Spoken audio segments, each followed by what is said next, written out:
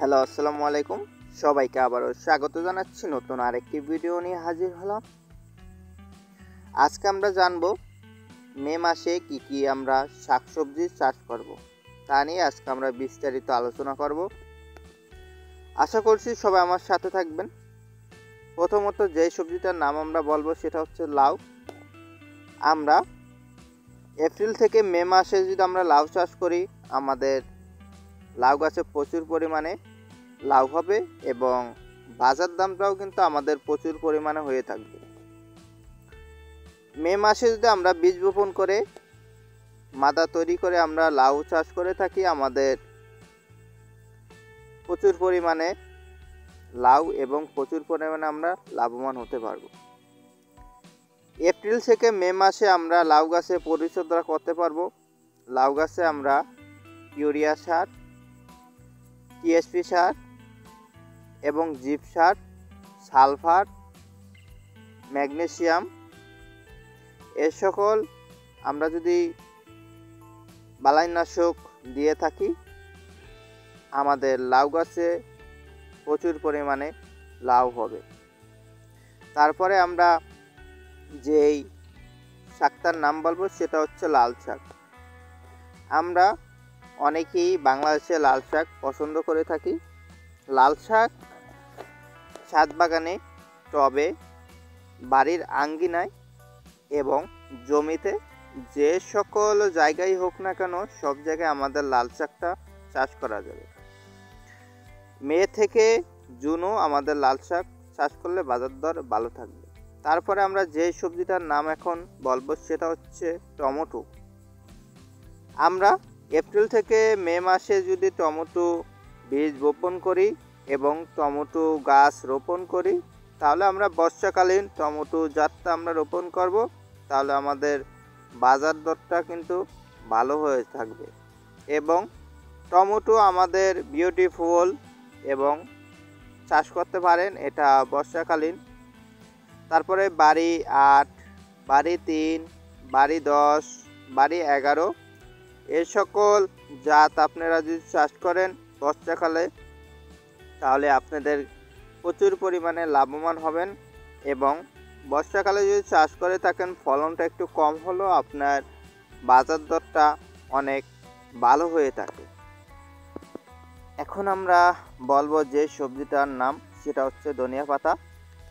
ধনিয়া পাতা আমরা অনেকেই পছন্দ করে থাকি। এটা সব তরকারি জাতীয় এবং সকল খাবারের জন্য পারফেক্ট। এটা ছাদ বাগানে, টবে মে মাসে আপনারা চাষ করতে পারেন। এখন যদি আপনারা জমিতে বিক্রির জন্য চাষ করেন, তাহলে আপনার অবশ্যই ধনিয়া পাতা দামটা আপনারা খুব ভালো পাবেন। এখন আপনারা ধনিয়া পাতাটা হাইব্রিড জাতের চাষ করে থাকবেন, সুগন্ধা, মর্ক এবং এ সকল যদি জাত আপনারা চাষ করেন, আপনার মে মাসে আপনার প্রচুর পরিমাণে ধনিয়া পাতা হবে এবং ছাদ বাগানের টবে যে কোনো স্থানে আপনারা চাষ করতে পারেন। তারপরে যেই শাকটার নাম আমরা এখন বলবো সেটা হচ্ছে পালং শাক। মে মাসে আপনারা পালং শাক চাষ করতে পারেন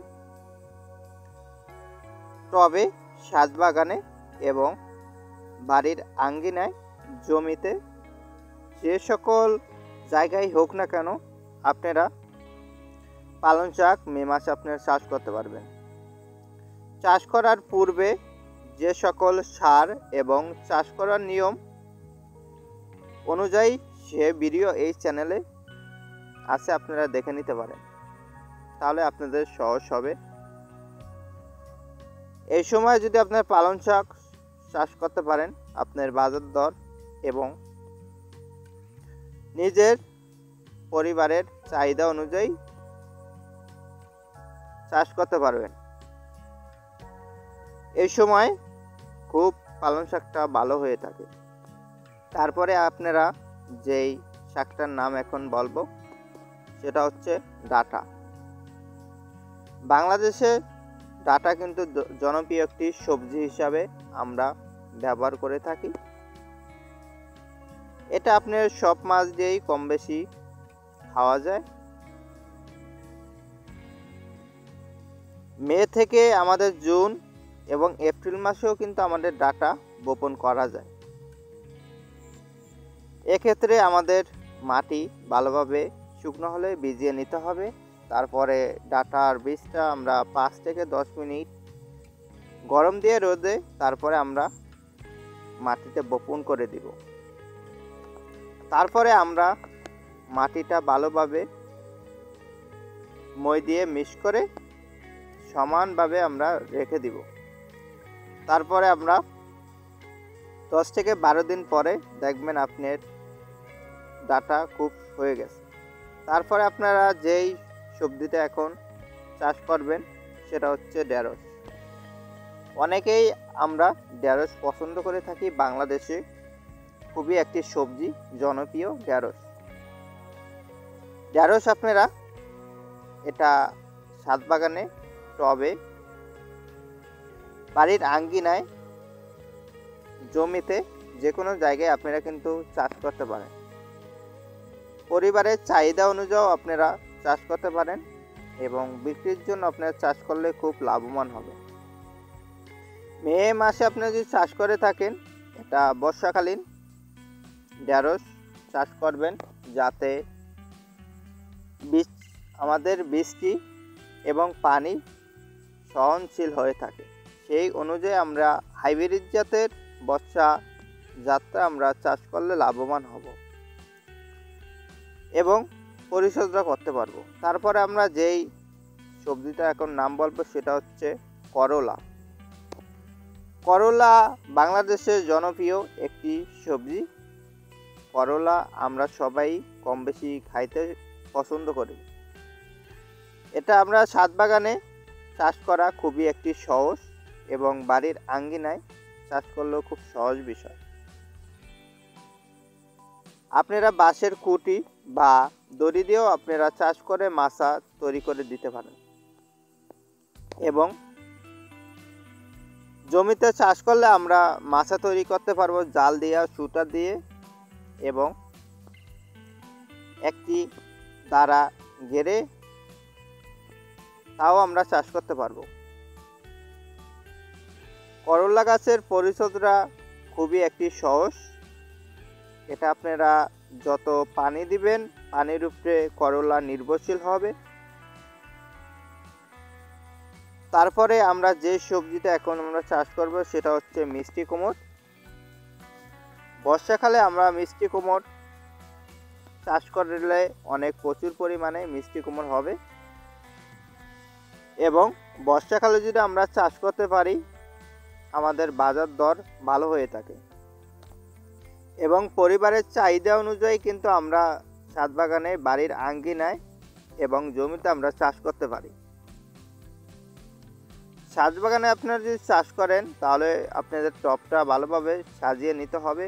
তারপরে আমরা যে সবজিটার এখন নাম বলবো সেটা হচ্ছে চিচিঙ্গা।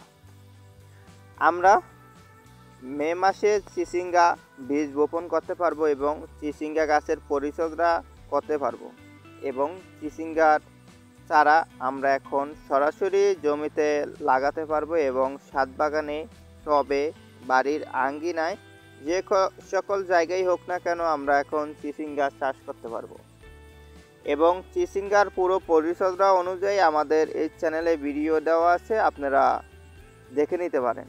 তো অবশ্যই দেখে নিলে আপনার খুব সহজ হবে চাষ করার জন্য, আপনারা দেখতে পারেন। তারপরে আপনারা যে সবজিটা এখন চাষ করবেন সেটা হলো কলমি শাক। আমরা ছাদ বাগানে, টবে, জমিতে যে কোনো জায়গায় আমরা কলমি শাক বপন করতে পারি। আজকে এখানেই বিদায় নিচ্ছি। আল্লাহ হাফেজ। আসসালামু আলাইকুম।